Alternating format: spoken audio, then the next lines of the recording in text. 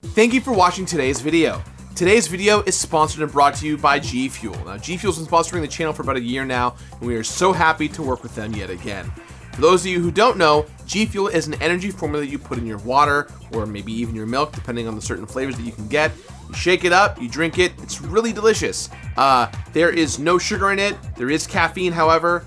There's also decaffeinated flavors as well. So if you're a big fan of wanting to try something different than in your energy drink or your sodas out there, try G Fuel. You can head over right now to gfuel.com and use code Completionist on checkout for 30% off on almost all flavors this weekend. Again, go to the website down below or go to gfuel.com and use code Completionist on checkout. Thank you so much, and now back to the show. Yes! All glory goes to the winner!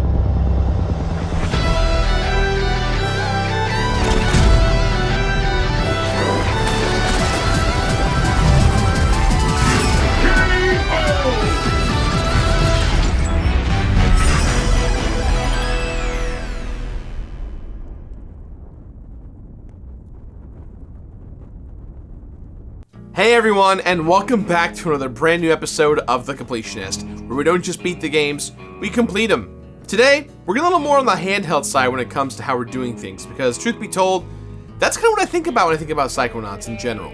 Psychonauts is a franchise that over the last several decades has become this well-known phenomenon that we're so happy to have now return.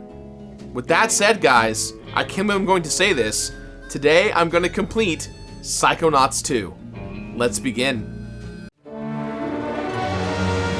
The original Psychonauts released in 2005 and is often seen as a bright spot in the 3D platforming genre, and I happen to agree. I had a great time with the game when I completed it over 2 years ago. It's hilarious, a ton of fun, and the use of different characters' minds as levels is a great way to explore some really deep topics. In fact, I'd argue it's one of the best platformers in the original Xbox PlayStation 2 generation, which is why it was so unfortunate that it did not sell well at all. In fact, Psychonauts sold so poorly that it is almost solely responsible for its publisher, Majesco Entertainment, turning away from big-budget video games. But Tim Schafer and the folks at Double Fine still knew that Psychonauts had legs. They acquired the publishing rights from Majesco in 2011 and started to release the game on digital platforms like Steam. Suddenly, Psychonauts became a massive hit, selling more digital copies in a few hours than they had since the original retail release. Psychonauts became a cult classic and prompted many fans to ask when a sequel was coming out.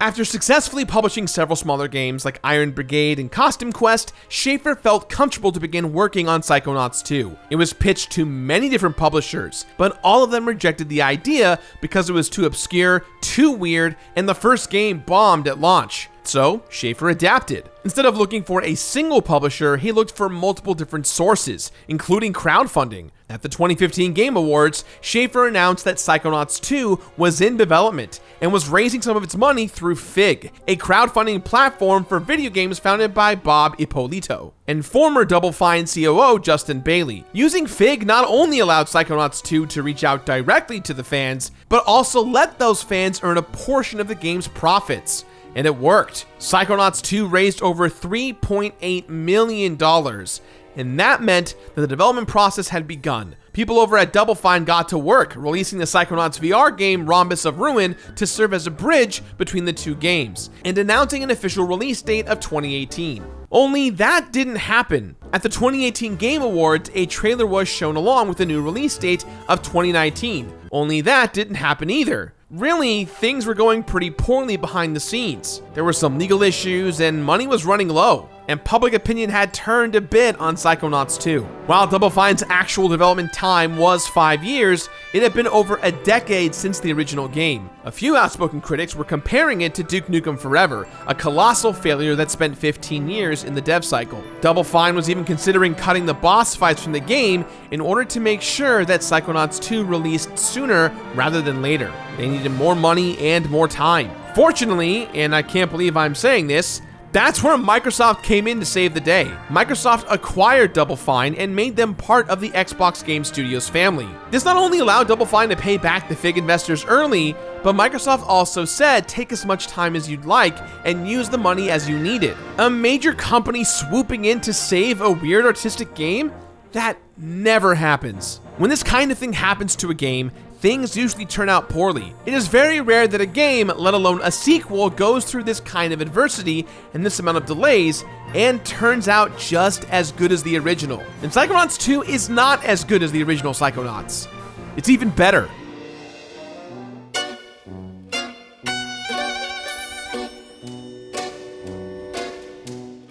Now, I know that claiming Psychonauts 2 is a better game than the original is a massive claim to make. The first game is considered by many people to be one of the greatest games ever made. So what is it that makes Psychonauts 2 better? Well, we have to start with the story. In Psychonauts 1, we met our main character Razputin, or Raz. He comes from a family of circus acrobats, which is why he can flip, wall jump, and dash around levels with ease. They hate psychics because years ago, one put a curse on them to never be able to go near water. Once Raz discovers he has psychic abilities, he runs away and goes to a psychic summer camp where he learns basic psi powers and eventually has to prevent an evil dentist operating out of an insane asylum from stealing everyone's brains for psychic tanks. This is all delightfully weird and a ton of fun. The progression from safe summer camp to insane asylum serves as a great way to increase the difficulty. However, it's not really personal to Raz himself. He went into an unknown area and he's helping people he just met. Things are happening to him instead of him making things happen. Psychonauts 2 makes everything much more personal to Raz. In the VR sequel, Rhombus of Ruin, Dr. Lobato, the previously mentioned evil dentist, kidnaps the head of Psychonauts, who also just happens to be Raz's camp crush's father, and puts him in a catatonic state. Psychonauts 2 starts off with Raz and the other Psychonauts entering the Mad Doctor's mind in order to learn who ordered him to kidnap the Psychonauts leader. This results in everyone learning that Maligula, a powerful psychic who destroyed Raz's home country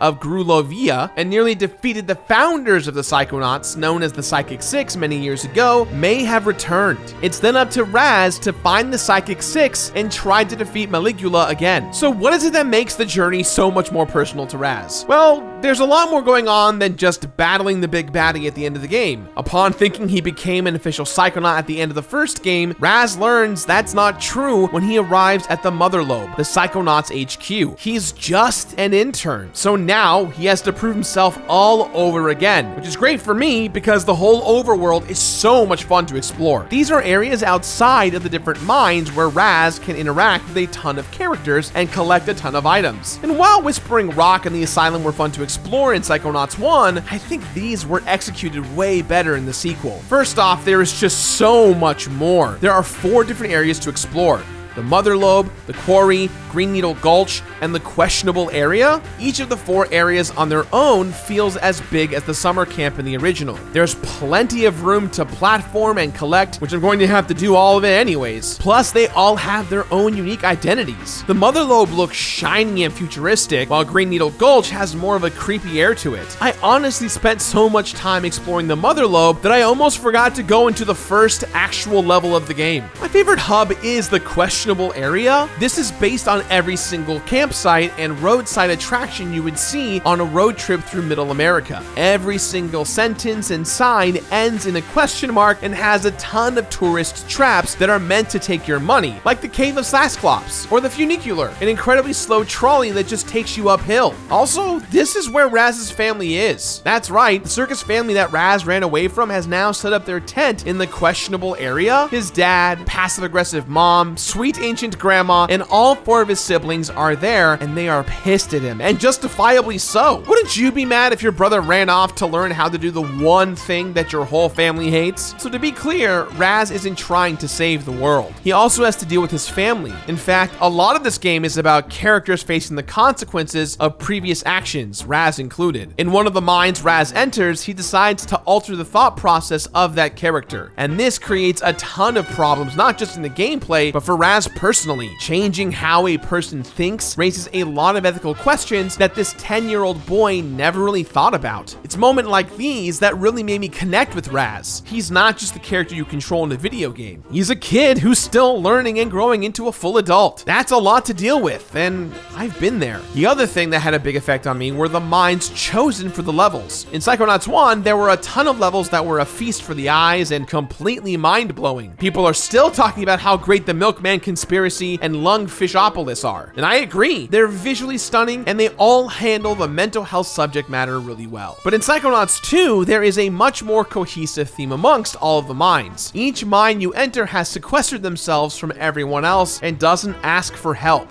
Whether the thought is, I have to do this by myself, or everyone hates me, so what's the point? All of these people are secluded. Although none of these are as impressive visually as some of the levels in the original game, except for the Side King's Symposium, there are much stronger subtle details that can be seen. I won't try to spoil too much, so I'll try to only talk about one level without giving too much away. In Bob's Bottles, you go into the mind of Bob Zanotto, who is an alcoholic. In his mind, he is secluded on a desert island away from anything else. You look out and see there are different islands on them with different bottles. Traveling to the different islands allows you to interact with characters you've already met and what Bob thinks they say about him, even though it's not true and he hasn't even met some of them. If you enter the giant bottles, you'll see the moments that led to Bob's alcoholism, the death of his mother when he was a boy, getting fired from his job, and losing the love of his life. Instead of dealing with these issues, he has literally bottled them up. This is further emphasized by some of the collectibles found in the mines. Every mind has many collectibles, but for now, I'm gonna focus on the memory vaults and the figments. The memory vaults were my favorite collectible in the original Psychonauts, and the 20 memory vaults in the sequel are just as good. Hitting one allows you to see a previous memory in the Viewmaster type format. For example, one of Bob's is the moment before and after finding his mom dead in their greenhouse as a boy. The figments are just as effective as the memory vaults, but a lot more subtle. Even though there are 1,300 figments across all of the characters' brains, each figment of the imagination is personally designed for the mind they're in. So for example, the mind of a former surgeon has lots of medical imagery, while Bob's has a lot of plants, alcohol, and important people to him in it. The way these figments are placed in each level are very strategic and lead to some great realizations that are not stated outright. Like, maybe Bob didn't always feel as negatively about another character as he does now. What makes this all truly effective is that Raz doesn't come in and solve all of Bob's problems for him. He helps Bob. He keeps checking in with Bob, asking how he can help, and seeing if there is anything he needs. Even in that final boss fight of Bob's mind, it isn't just Raz saving the day. Bob eventually starts fighting back too. Raz interacts the same way with every person in their mind. He talks to them, finds out how he can help them, and supports them. He makes conscious choices to help out these different people. And it is choices like this that make Psychonauts 2 feel much better than the original.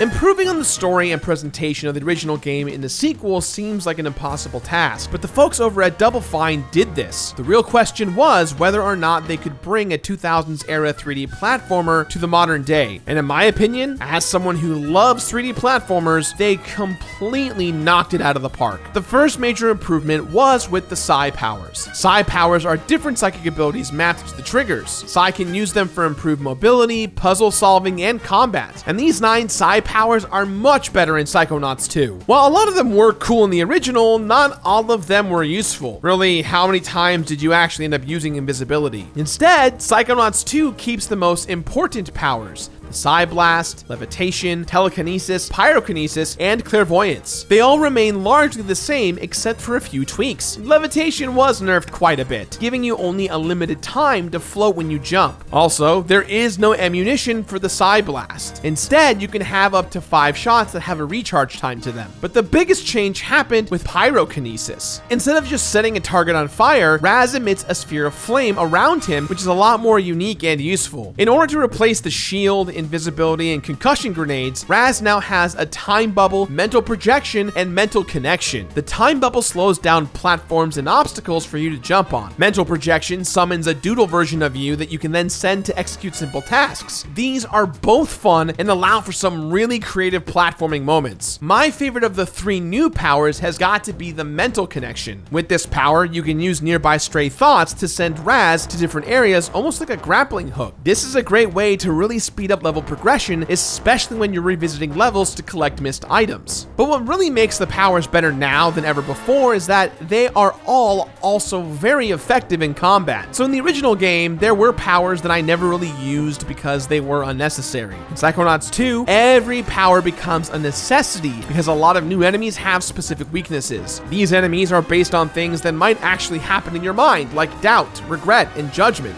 Doubts are quickly destroyed with pyrokinesis, regret is airborne and needs to get hit by psi blasts, and judgment can have its gavel thrown back at it with telekinesis. But what surprised me most was how clairvoyance was used in battle. A bad mood is a large creature that looks like a scribble. It can't be attacked directly, but if you use clairvoyance on it, you can find the source of the bad mood, attack that, and it will become a good mood and leave. And that's really clever. A power that was once just used for a gimmick to see how other characters see Raz is now a necessary part of combat. But don't worry, you can still use clairvoyance for its hilarious gimmick purposes. Also, the way that you use and upgrade your abilities is completely different from Psychonauts 1. Since the first game took place in a summer camp, you would earn most of these through merit badges given out by the counselors. In Psychonauts 2, these powers are given out by the mines you go into and are upgraded by purchasing pins and leveling up your intern rank. All around each area, there are various ATMs called automatics, named after the original Psychonaut Auto Mentalis, and they all sell a variety of different items to help you on your journey. These items are purchased with Psytanium, the currency found throughout each level. If you want to collect Psytanium quickly, I'd recommend upgrading your wallet size and finding the 16 supply chests and their respective keys as soon as possible. They're not that hard to find, and it gives you a quick financial boost for sure. Some items in the shop are pretty basic, like healing items and things to increase your carrying capacity, which you should get as soon as possible, by the way. But the most important part of the shop is the pins. In Psychonauts 2, there are 33 pins that can be purchased in order to change the aesthetic of your psi powers or give them improved qualities like increasing the damage of your psi blasts or changing the color of your levitation ball. The issue is that you can only equip 3 at once, and that is honestly the only part of the game I do not like. I want to experience everything these pins have to offer, and I can't if I want to be as efficient as possible when it comes to completion. So, for example, I wanted to have a purple ball for levitation. To do this, I have to equip the red and blue ball pins. That takes up 2 of my 3 slots, and there are others that are flat out way more useful. The 3 that I mainly stuck with for the whole game were the VIP discount, Simultaneum, and the Beast Mastery pins. The VIP discount pin decreases the cost of all items in the shop by half, and the Simultaneum pin doubles the amount of Psytanium you find. These are essential if you want to get every item needed for completion as soon as possible. Now, the Beast Mastery pin is probably the best pin in the entire game. Seriously, I used this throughout my entire playthrough. It allows you to pet the animals you find in the wild with your telekinesis. Okay, maybe it's not necessary for completion, but come on, it's adorable, alright? It makes up for all the animals I killed with fire in the original game. My karma is once again truly balanced. It's this dynamic of aesthetic and function that makes the pin so frustrating. I want to use the pins that are useless and fun, but I am forced to stick with the boring ones that make completion easier because, well, that's my job. It's also a bit baffling because there's another upgrade system that works great, the intern ranks. The intern rank replaces the Psy Cadet rank from the original, and while the name sounds less cool, I feel that it is implemented much better in Psychonauts 2. Your rank is increased by hitting certain story beats and collecting a ton of items in the hub areas and the different mines, just like in the original game. But this time, you earn intern credits and get to decide what psi powers get upgraded. So starting out, I tried to get as many credits into levitation as quickly as possible since it gave me an improved jump. This is much more satisfying here than in Psychonauts 1. In the original, I increased my rank and had every upgrade decided for me right away. With the intern credits, I have a say in how my game progresses. This actually motivated me to increase my rank faster since I had specific goals I was working towards. It made me much more dedicated to making Raz the best Psychonaut he can be, while also making me want to grab every single collectible in the game, since that's the main way you increase your intern rank. And it's a good thing I wanted to get all those collectibles, because there are over 1,500 of them between the hub and mine levels. In the hubs, you can collect side challenge markers, side challenge cards, and the various scavenger hunt items. The 24 side challenge markers can be pretty difficult to find. You'll often see one in the distance, but the way to get there isn't quite clear. Fortunately, finding the path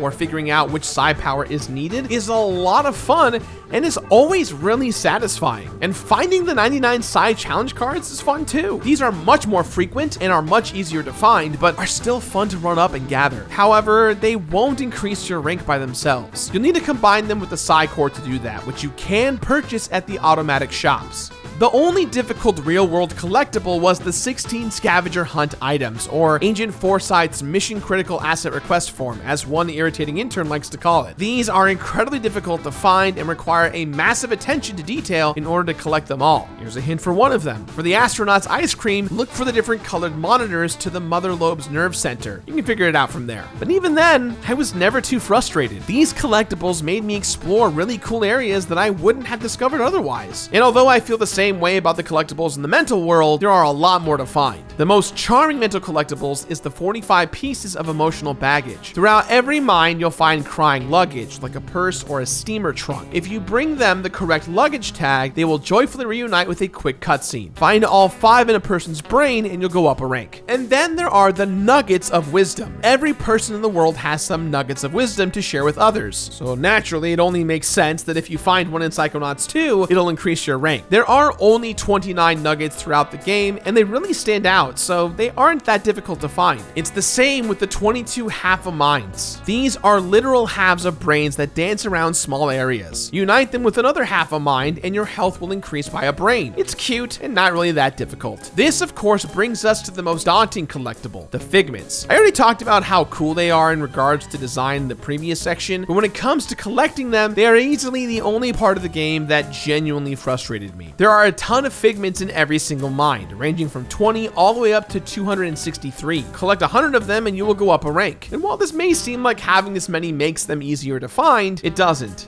Sometimes you'll get to the end of a level and see that there are maybe 6, maybe 12 figments missing. That usually means there is a hidden area that you did not find. And that's okay. It's meant to be hidden, so it should be hard. You search again and you find them. But then there are the times when you get to the end and you're only missing one. That means that in this entire level you just spent the last hour exploring every single inch of, you missed one thing. And the reason you're missing it is probably because the color of the figment just happens to camouflage perfectly with the area it's in. Let's go back to Bob's bottle, shall we? This was the last level I completed because I couldn't find 2 figments. It turns out the figments were behind a few blades of grass and a bunch of bananas near the very beginning of the level. The grass figment was strategically hidden in, well, grass that I happened to never walk through. And the bananas were in a palm tree, but since they were the exact same color as the sand and the bark of the tree, I never thought to jump and grab them. These 2 freaking figments took me an additional 3 hours to find, and I felt so stupid when I found them. I went through all 3 of those bottles and sailed across the vast sea at the beginning, only to realize they were right near where I started. But when I finished, do you know how I felt? I felt happy, like really happy. I yelled out loud and was genuinely excited. This is the opposite of how I felt at the end of the original Psychonauts. The final punching minigame I had to do at the end of the first game felt pointless and tacked on. Plus, it wasn't even necessary to get the completion bonus. Finding those last 2 figments felt like I accomplished something. I took what I had learned throughout the whole game and applied it to the situation here. Where would some grass and a bunch of bananas be? Probably on one of those islands in the beginning area. And I was right. This eureka moment happened with just about every collectible. I had so much fun figuring out where a nugget of wisdom was hidden or remembering where a piece of luggage was once I found its tag. This feeling alone motivated me to get every single item in the game, which is good because, like I said over and over, there's a lot. Yes, it was a lot to collect every one of these collectibles. 16 supply chests, 33 pins, 20 memory vaults, 22 half-a-minds, 29 nuggets of wisdom, 45 pieces of emotional baggage, 16 scavenger hunt items, 24 side challenge markers, 99 side challenge cards, 1,300 figments, and of course, don't forget mastering all 9 psi powers. And in the end, it took me exactly 24 hours to do all of this to get me eventually to the intern rank of 102. And was it worth it? Abso-f***ing-lutely.